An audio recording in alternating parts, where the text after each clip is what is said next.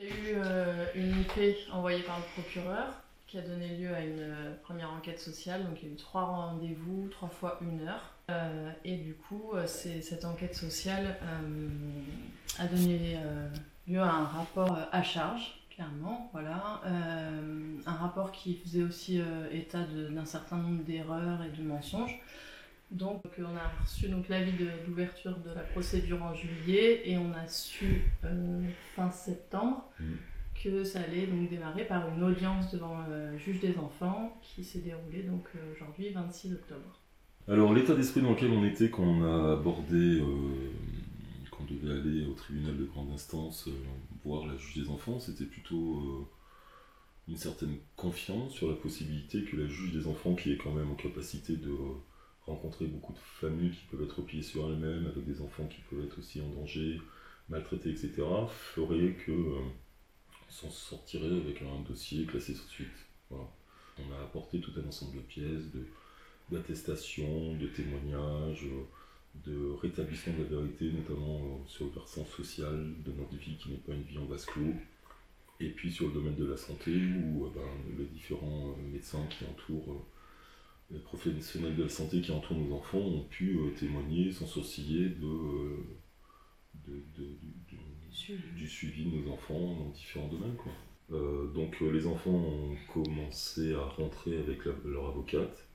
Ils ont été interrogés et questionnés par la juge des enfants. Ça a duré, je crois, pas très longtemps, je dirais 5-10 minutes maximum.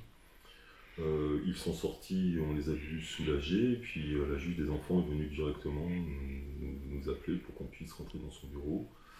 Dès qu'on s'est installé, elle a commencé à nous expliquer ce qu'était une mesure judiciaire d'investigation éducative et pourquoi elle jugeait nécessaire de l'avoir. Elle nous a remerciés pour le contre-rapport qui apportait quelques réponses, mais en nous disant qu'il lui restait des questionnements et que pour cela, elle avait besoin de nouveaux éléments qui viendraient de professionnels compétents, pluridisciplinaires, extérieurs à notre famille et neutres sur du long terme, parce que donc une niche ça dure sur 6 mois, et qu'elle avait besoin de ces éléments-là pour éventuellement clôturer le dossier.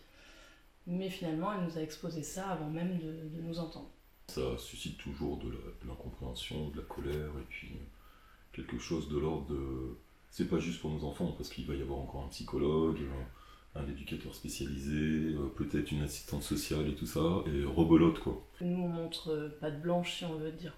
Et en tout cas qu'on est ouvert, qu'on leur montre qu'on accepte tous les rendez-vous, qu'on laisse nos portes ouvertes. On a laissé nos portes ouvertes pour l'enquête sociale, que là on était tous présents pour cette audience, et que malgré tout ça, malgré cette ouverture, là, ils ont besoin d'aller chercher encore plus loin, alors qu'il y a des professionnels devant eux et sur papier qui leur disent bien que d'aller plus loin, ça peut être néfaste pour nos enfants. Malgré tout, elle conclut en fait en se protégeant elle et pas dans l'intérêt supérieur de nos enfants. Et ça, c'est vrai que moi je trouve que c'est injuste et je peux pas, évidemment que j'ai un peu de colère encore aujourd'hui par rapport à cette décision. C'est une succession de décisions qui montrent la propension d'un certain nombre de professionnels aujourd'hui en France à se déresponsabiliser, de se décharger de toute forme de décision, parce que je crois que la désobéissance civile, ce que nous sommes, les déstabilise. Ils ne savent pas quoi faire de nous. On les sent effectivement démunis, on l'avait déjà senti sur l'enquête sociale et on l'a senti chez la juge aussi qui nous a dit mais habituellement on appelle l'école et l'école peut nous donner un avis sur la famille. Là on ne peut pas, on est coincé. Comme s'il n'y avait que l'école qui pouvait faire ça. Donc c'est vrai qu'on sort de leur cadre et ils sont démunis. C'est vraiment le procès de la différence, du hors norme, du hors cadre, et là en l'occurrence en ce qui nous concerne des apprentissages autonomes.